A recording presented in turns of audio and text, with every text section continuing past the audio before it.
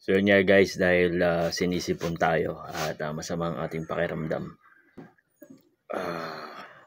gumawa tayo ng kakainin natin para pagpawisan tayo. At ang ating ginawa na kakainin natin para lumabas ang ating mga sipon-sipon, katanggal yung mga bara-barado dyan. Eto, tingnan ninyo.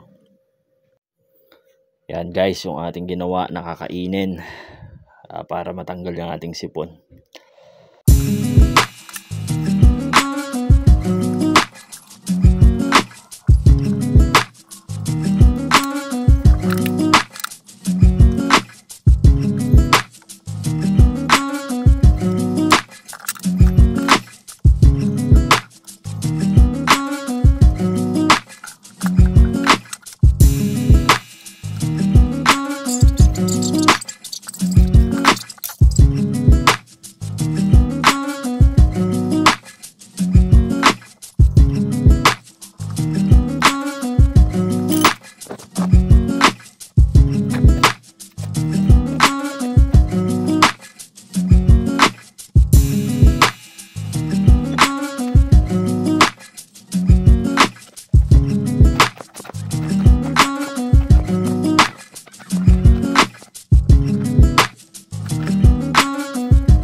Guys, yung ating ginawa na kakainin para matanggal yung ating sipon.